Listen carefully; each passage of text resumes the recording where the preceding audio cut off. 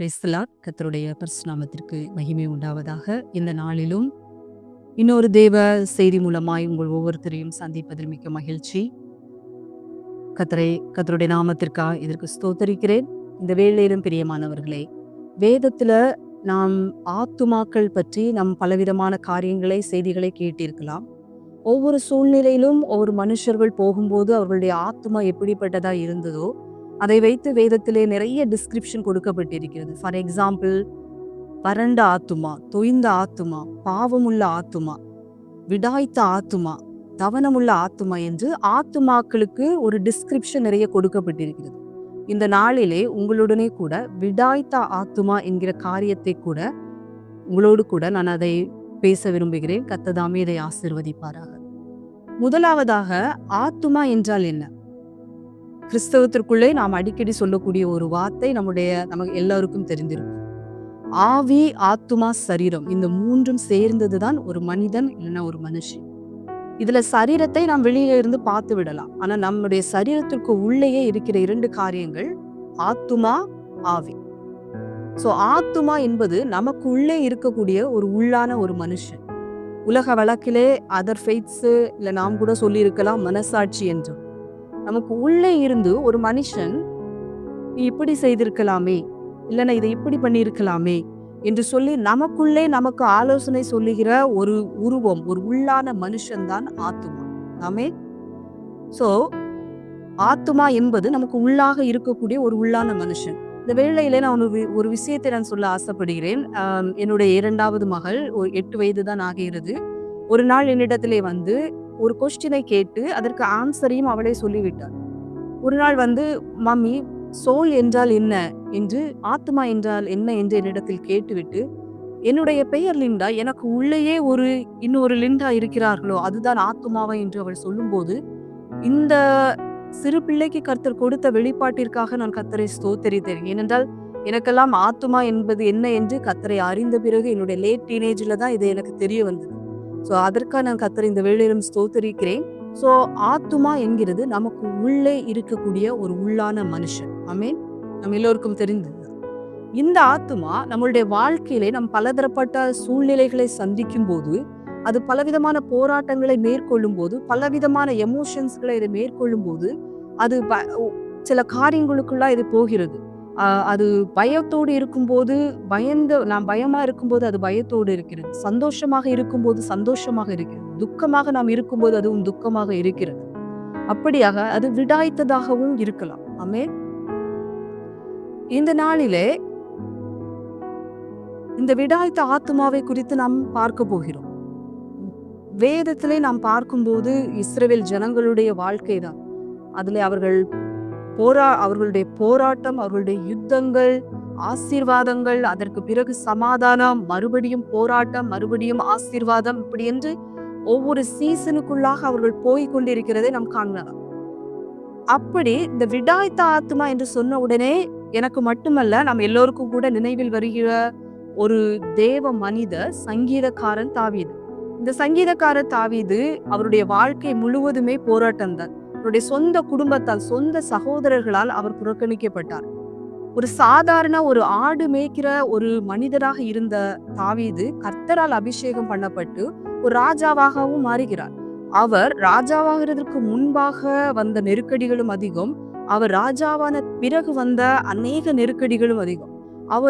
அவருடைய வாழ்க்கையிலே அவர் ஓடி ஓடி ஒளிந்து ஒளிந்து வாழ்ந்த வாழ்க்கையிலே தன்னுடைய வேதனைகள், தன்னுடைய துக்கங்கள், தன்னுடைய புலம்பல்கள், தேவைகள், கர்த்தருக்கென்று அவர் காத்திருக்க போது பட்ட பாடுகள், இதையெல்லாம் ஒரு பாடலாக, ஒரு சங்கீதமாக அவர் எழுதி வைத்திருந்ததா இன்றைக்கு நாம் அநேக பேர் அநேக நேரங்களில் வாசிக்கக்கூடிய ஒரு இது. அப்படி தாவீது ராஜா பாடின ஒரு சங்கீதம் 63வது அதிகாரம் 1, 2 வசனங்களில் அவர் சொல்லுகிறார், வறண்டதும் விடாய்த்ததும் தண்ணீரற்றதுமான நிலத்திலே தேவனே என் ஆத்துமா உம்மை நோக்கி வாஞ்சிக்கிறது என்று. ஆமென். கர்த்தருடைய நாமத்திற்கு மகிமை உண்டாவதாக. வறண்டது, விடாய்த்தது காரியங்கள் ஒரு நிலத்தை குறித்து சொல்லுகிற காரியங்களும் உண்டு. நம்முடைய ஆத்துமாவும் ஒரு வறண்ட, ஒரு விடாய்த்த ஆத்துமாவாகவும் கூட இருக்கலாம். இங்கே இந்த 2 காரியங்களுக்கும், வறண்டதற்கும் விடாய்த்ததற்கும் இடையிலே சில வித்தியாசங்கள் இருக்கிறது. வறண்டது என்று சொல்லும்போது ஒரு ட்ரை லேண்ட், அதுல அது வறண்டதாக இருந்தாலும் கொஞ்சம் அதுல தண்ணீர் இருக்கிறதா செய்யும். ஒரு மாய்ஸ்சர் அதுல இருக்கிறதா செய்யும். ஃபார் எக்ஸாம்பிள், பாலைவனத்தை எடுத்துக்கொண்டோம் என்றால், பாலைவனம் அது வறண்டதாக இருந்தாலும் அங்கேயும் ஆங்காங்கே தண்ணீர் இருக்கிறது. ஆனால் விடாய்த்த நிலம் என்று சொல்லும்போது, ஒரு பார்ச்ட் லேண்ட் என்று சொல்லும்போது, அது எக்ஸ்ட்ரீம் ட்ரைனஸ், அதுல கம்ப்ளீட்டா சுத்தமாக தண்ணீரே கிடையாது. அது வெடித்து அதனுடைய மண்ணெல்லாம் கடினமாக இருக்கக்கூடிய ஒரு காரியம்தான் விடாய்த்ததான ஒரு நிலம் என்று. இன்றைக்கு தாவீது ராஜாவும் அவருடைய ஆத்துமாவும் அவர் விடாய்த்ததாக அந்த நேரத்துல அவருக்கு கடந்து போயிடார். அந்த விடாய்த்த ஆத்துமாவிலே அவர் ஆண்டவரை பார்த்து, தேவனை பார்த்து சொல்லுகிறார், என் ஆத்துமா விடாய்த்ததான இந்த நிலத்துல என் ஆத்துமா உம்மை நோக்கி வாஞ்சித்து கதறுகிறது. அப்படியாக ஒரு விடாய்த்த ஆத்துமாவோடு போன ஒரு மனுஷன் தான் தாவீது. அவர் ராஜாவானதற்கு பிறகும் அவர் பட்ட பாடுகள் அதிகம். ஸோ நீங்க 2 சாமுவேல் 15-16 அதிகாரத்தை நீங்கள் வாசிப்பீர்களானால், அங்க ஒரு காரியம், தாவீது ஒரு பெரிய ராட்சசனை, ஒரு கோலியாத்தை ஒரு சிறிய கூழாங்கல்லினால் வீழ்த்தின ஒரு தாவீது. இன்றைக்கு அவர் தன்னுடைய மகன் அப்சலோம் இஸ்ரவேல் ஜனங்களை சேர்த்து கொண்டு எருசலேமுக்கு ராஜாவாக போகிறார் என்று கேள்விப்பட்ட போது, அவர் அவருடைய ஊழியக்காரர்களோடும் சமஸ்த ஜனங்களோடும் வெறும் காலால், முகத்தை மூடிக்கொண்டு வெறும் காலால் கால்நடையாய் அழுது கொண்டு கால்நடையாய் போகிறார் என்று அந்த 2 சாமுவேல் நீங்க 15 அதிகாரத்தை வாசிப்பீர்களானால் அங்கே இருக்கிறது. என்ன ஒரு கொடுமை பிரியமானவர்களே! ஒரு ராஜாவானதுக்கு அப்புறமும் அவர் தன்னுடைய ஆத்மா விடாய்த்ததாய் அவர் அந்த இடத்தை விட்டு கடந்து போகிறார். அது மட்டுமல்ல, அவர் நடந்து போய் கொண்டிருக்கிற வேளையில் இன்னொரு கொடுமை கூட நடக்கிறது. அங்கே நீங்க 2 சாமுவேல் 16 அதிகாரம் 5வது வசனத்தில் நீங்கள் வாசிப்பீர்களானால், அங்கே சவுலின் வம்சத்தானாகிய சீமேயி என்பவர், சவுல் என்பவர் இஸ்ரவேலின் முதல் ராஜா என்பது நமக்கு தெரியும். கர்த்தருடைய ஆவி அவரை விட்டு எடுத்து போனப்பட்ட பிறகு அவர் தாவீது ராஜாவுக்கு விளைவித்த இடையூறுகள் அதிகம். ஆனால் இங்கே இந்த சவுலின் வம்சத்தனாகிய சீமேயும் தாவீதும் அவருடைய ஊழியக்காரர்களும் அநேக ஜனங்களும் எருசலேமை விட்டு நடந்து போகும்போது இவனும் கூட நடந்து கொண்டு அவரை தாவீதை மண்ணை அள்ளி தூற்றிக்கொண்டே போகிறார். சவுலின் வம்சத்துல வந்த இவன் தாவீதை பார்த்து சொல்லுகிறார், நீ சவுலின் இடத்திலே நீ ராஜாவாக பார்த்த இரத்த பிரியன், கர்த்தர் உனக்கு நீர் அவருக்கு செய்ததற்காக பலனை கர்த்தர் உனக்கு திருப்பி தருகிறார், நீ தொலைந்து போ என்று அவர் மேலே மண்ணை அள்ளி தூற்றிக்கொண்டே அவர் திரிகிறார். என்ன ஒரு கொடுமை பாருங்கள் பிரியமானவர்களே! அந்த நேரத்துல தாவீது ராஜாவோடு கூட இருந்த ஒரு மனுஷன் அபிஷா என்கிறவர் தாவீதை பார்த்து சொல்லுகிறார், இவனுடைய தலையை வெட்டி போட்டு விடலாமா என்று. அதற்கு தாவீது சொல்லுகிறார், விட்டுவிடு, இவன் என்னை நிந்திக்க வேண்டும், தூசிக்க வேண்டும் என்று கர்த்தர் இவனுக்கு செய்ய சொன்னார். கர்த்தர் அதை செய்யும்படியாக கர்த்தர் அவனுக்கு கட்டளையிட்டு இருக்கிறார் என்று சொல்லிவிட்டு, அதே 16வது அதிகாரம் 14வது வசனத்திலே நாம் வாசிக்கிறோம், ராஜாவும் அவரோடு கூட இருந்த எல்லோரும் விடாய்த்த ஆத்துமாவாய் திரும்பி போனார்கள் என்று. ஆமே. இந்த நாளிலும் பிரியமானவர்களே, உங்களுடைய வாழ்க்கையிலும் ஏதோ ஒரு சூழ்நிலையில நீங்கள் விடாய்த்த ஆத்துமாவாய், உங்களுடைய ஆத்துமாய் விடாய்த்த நிலம், ஒரு பார்ச்ட் லேண்ட் போல இருக்கிறதா? இவன் என்னை தூசிக்கட்டும், கர்த்தர் எனக்கு இதை அனுமதித்து விட்டார் என்று சொல்லி கர்த்தர் மேலே விசுவாசமாகவும் இருந்தும் ஆனாலும் உங்களுடைய ஆத்துமா ஒரு சூழலினால் விடாய்த்ததாக இருக்கிறது. ஃபெயிலியர், தனிமை, இது எதற்காக என்னை சுற்றி இது நடக்கிறது என்று தெரியாத ஒரு விடாய்த்ததாக இருக்கிறதா பிரியமானவர்களே? உங்களுக்கு நான் இந்த நாளில் சொல்லக்கூடிய இன்னொரு காரியம், நாம் பார்த்தோம், வறண்ட நிலத்திற்கும் விடாய்த்த நிலத்திற்கும் சில வித்தியாசங்களை பார்த்தோம். அதே போல இந்த வறண்ட நிலத்திற்கும் விடாய்த்த நிலத்திற்கும் இன்னும் ஒரு வித்தியாசம் இருக்கிறது. வறண்ட நிலம் என்று சொல்லும் போது அது ஒரு பெர்மனண்டான ஒரு காரியம். எப்படி பாலைவனத்துல என்னதான் மழை வந்தாலும் அது வறண்ட ஒரு பூமி தான். பாலைவனம் தான். ஆனால் விடாய்த்த ஒரு நிலம், பார்ச்ட் லேண்ட் என்பது அது ஒரு டெம்பரரியான ஒரு காரியம். அங்கே மழை மட்டும் வந்துவிட்டால் போதும், அந்த இடமே செழிப்பாக மாறிவிடும். இந்த செய்தியை நான் ஆவியானவருடைய துணையோடு ப்ரிப்பேர் பண்ணி கொஞ்சம் நாளாக இருக்கிறது. ஆனாலும் டிலே ஆகிவிட்டது. நேற்றைய தினத்திலே ஒரு சகோதரர், ஒரு பிரதருடைய வாட்ஸ்அப் ஸ்டேட்டஸ்ல அவர் ஒரு காரியத்தை போட்டிருந்தார். அந்த காரியமும் இந்த செய்திக்கான காரியமும் ஒத்து போயிருந்தது.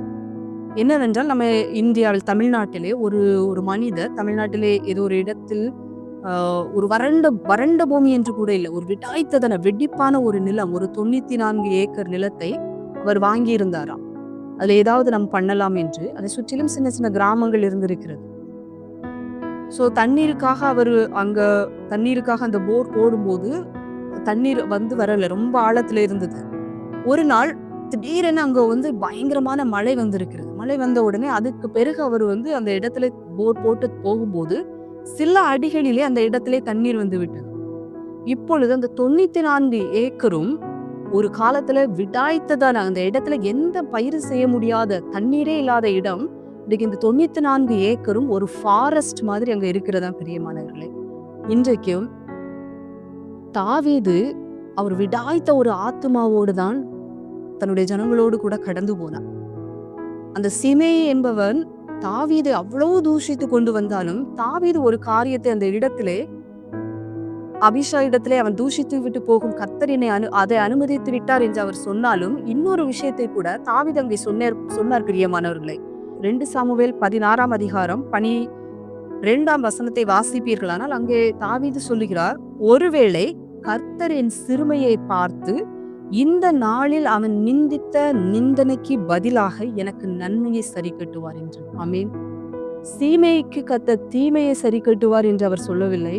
அவன் நிந்தித்த நிந்தனைக்கு கர்த்தர் எனக்கு நன்மையை சரி கட்டுவார் என்று. ஆமேன். கர்த்தருடைய நாமம் மகிமைப்படுவதாக. இந்த நாளிலும் நீங்கள் ஏதோ ஒரு காரியத்தை குறித்து விடாய்த்ததாக உங்கள் ஆத்துமா இருக்கிறதா? இது ஒரு டெம்பரரி சீசன் மட்டும்தான் பிரியமானவர்களே. ஆனால் அதுல உங்களுடைய சிறுமையை பார்த்து உங்களுக்கு நன்மை சரி கட்ட உங்களுடைய தேவனாகிய கர்த்தர், நம்முடைய தேவனாகிய கர்த்தர் வல்லமை உள்ளவராயிருக்கிறார். ஆமென். கர்த்தருடைய நாமத்திற்கு மகிமை உண்டாவதாக. இது ஒரு டெம்பரரி சீசனாக இருந்தாலும் இதுல நாம் செய்யக்கூடிய 2 காரியங்களை குறித்து நான் உங்களுடனே கூட பகிர்ந்து கொள்ள இருக்கிறேன். நம்மளுடைய ஆத்துமா ஒரு விடாய்த்ததாக இருக்கிறதற்கு காரணம், சூழ்நிலைகளை பார்த்த உடனே நம்மளுடைய ஆவி சோர்ந்து போய்விடுகிறது. சோ இந்த ஆத்துமாவுக்கு முதலில் ஒரு தைரியம், ஒரு பலன் தேவைப்படுகிறது. சங்கீதக்காரர் தாவீது 138வது சங்கீதத்திலே 3ஆம் அதிகாரத்திலே 3ஆம் வசனத்திலே அவர் சொல்லுகிறார், நான் கர்த்தரை நோக்கி கூப்பிட்டேன், அவர் எனக்கு மறு உத்தரவு அருளினார், என் ஆத்துமாவிலே பலன் தந்து எனக்கு தைரியப்படுத்தினார். ஒருவேளை உங்களுடைய ஆத்துமா விடாய்த்ததா இந்த நாளிலே போய்கொண்டிருக்குமே, ஆனால் உங்களுடைய ஆவி சோர்ந்து போகும்போது, உன் ஆபத்து காலத்திலே நீ சோர்ந்து போவாயானால் உன் பலன் குறுகிறது என்று நாம் வாசிக்கிறோம். நம்மளுடைய ஆவி சோர்ந்து போகும்போது நம்மளுடைய ஆத்மா விடாய்த்ததாக மாறி நமக்கு பலன் இல்லாமல் போகிறது. சோ முதலாவது நமக்கு தேவை ஒரு பலன், ஒரு தைரியம் தேவை. அதற்கு நாம் மட்டுமே அதை மேற்கொண்டு விட முடியாது. நம் கர்த்தரை நோக்கி கூப்பிடும்போது அவர் முதலாவதாக நமக்கு ஒரு தைரியத்தை, ஒரு பலத்தை தருகிறார். ஆமென். அடுத்த பிரியமானவர்களே, எப்படி ஒரு வறண்ட ஒரு விடாய்த்த நிலத்திற்கு ஒரு மழை, ஒரு தண்ணீர் தேவைப்படுகிறதோ, விடாய்த்த அந்த ஆத்மாவிற்கு ஒரு மழை, ஒரு செழிப்பு தேவைப்படுகிறது. ஆல்ரெடி நம்மளுடைய ஆவி சோர்ந்து போயிருக்கும் போது சில வேளைகளில் நம்ம எதை எப்படி பண்ண வேண்டும், என்ன செய்ய வேண்டும், என்ன சிந்திக்க வேண்டும் என்று நாம் தெரியாமல் இருக்கும்.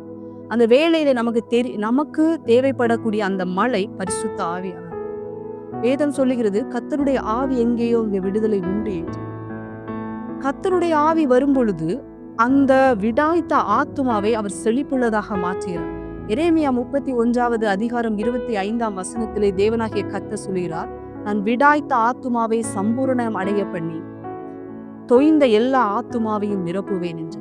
அவர் பூரணம் என்று சொல்லவில்லை, சம்பூரணம் அடைய பண்ணுகிறார். கர்த்தருடைய ஆவி நம்மிடத்தில் வரும் பொழுது எல்லாவற்றையும் அவர் செழிப்புள்ளதாக மாற்றி ஒரு சம்பூர்ணத்தை தர வல்லமை உள்ளவராயிருக்கிறார். பிரியமானவர்கள், இந்த நாளிலும் உங்களுடனே கூட நான் பகிர்ந்து கொள்ளுகிற இந்த காரியம் உங்களுக்கு கர்த்தருடைய சமூகத்திலிருந்து சொல்லக்கூடிய ஒரு ஆலோசனை. ஒருவேளை சில காரியங்களை குறித்து உங்களுடைய ஆத்துமா இந்த நாளிலே தாவீது ராஜாவை போல விடாய்த்ததாக இருக்கிறது. இந்த விடாய்த்த ஆத்துமா இது ஒரு டெம்பரரியான சீசன். இதுல நீங்க செய்யக்கூடிய காரியம் கர்த்தரை அதிகமாக தேட வேண்டும். பரிசுத்த ஆவியானவர் கர்த்தர் வரும் பொழுது குறைவானது எல்லாம் மாறி நிறைவாக மாறும். சம்பூர்ணம் அடைய அவர் பண்ணுவார். பிரியமானவர்களே, யார் ஒருவேளை உங்களை நிந்தித்திருந்தாலும் பழி சொல்லி இருந்தாலும் மற்ற காரியங்கள் இருந்தாலும் கர்த்தர் உங்களுடைய சிறுமையை பார்த்து உங்களுக்கு நன்மையை சரி கட்ட பண்ணுவார். ஆமென். கர்த்தருடைய நாமத்திற்கு மகிமைப்படுவதாக. இந்த வேளையிலும் உங்களுக்காக நான் ஜெபிக்க போகிறேன். ஆமென். ஆமென். ஆண்டவரே பிதாவே ஸ்தோத்திரம். இந்த வேளையிலும் இதை கேட்டுக்கொண்டிருக்கிறேன் யாராக இருந்தாலும் ஒருவேளை அவர்களுடைய ஆத்துமாண்டு விடாய்த்ததாக இருந்து இன்னும் கர்த்தாவை உம்மை நோக்கி பற்றி கொண்டிருக்கிறார்களோ பிதாவே, அவங்களுடைய ஆத்துமாவை விடாய்த்த ஆத்துமாவை நீங்க மாற்றுங்க ஆண்டவரே. இளைப்படைந்தவனுக்கு நீ சத்துவத்தையும் பலத்தையும் நீர் கொடுங்க ஆண்டவரே. ஸ்தோத்திரம் ஆண்டவரே. ஆண்டவரே, நெடுங்காலம் காத்திருக்கிறது இருதயத்தை இழைக்க பண்ணுகிறது அப்பா. ஆண்டவரே, விரும்பினது வரும்பொழுது ஜீவ விருட்சம் போல இருக்கும் அந்த ஆத்துமா, விடாய்த்த ஆத்துமா ஆண்டவரே, அதிலே ஒரு விருட்சம் உழைக்க கர்த்தரங்கே செல்லுவீராக அப்பா. ஸ்தோத்திரம். சூழ்நிலைகளை மாற்றுங்கப்பா, சிறுமையை மாற்றுங்கப்பா, நன்மையை சரிக்கட்ட பண்ணுவீராகப்பா. நீர் அப்படியே செய்து கர்த்தாவே அவர்களை சம்பூர்ணமடைய பண்ணுகிற கிருபைக்காய் உமக்கு நன்றி செலுத்துகிறேன். ஆமேன். ஸ்தோத்திரம். கர்த்தர் ஜெபத்தை கேட்டதற்காய் நன்றி. ஆமேன். ஆமேன். பிரியமானவர்களே, உங்களுடைய தேவனாகிய கர்த்தர் உங்களோடு கூட இருக்கிறார். உங்கள் சம்பூர்ணமடைய கர்த்தர் பண்ணுவார். தொடர்ந்து ஜெபியுங்கள். கர்த்தர் தாமே உங்கள் ஒவ்வொருவரையும் ஆசீர்வதிப்பாராக. கர்த்தருடைய நாமத்திற்கே மகிமை உண்டாவதாக. ஆமேன். ஹல்லேலூயா.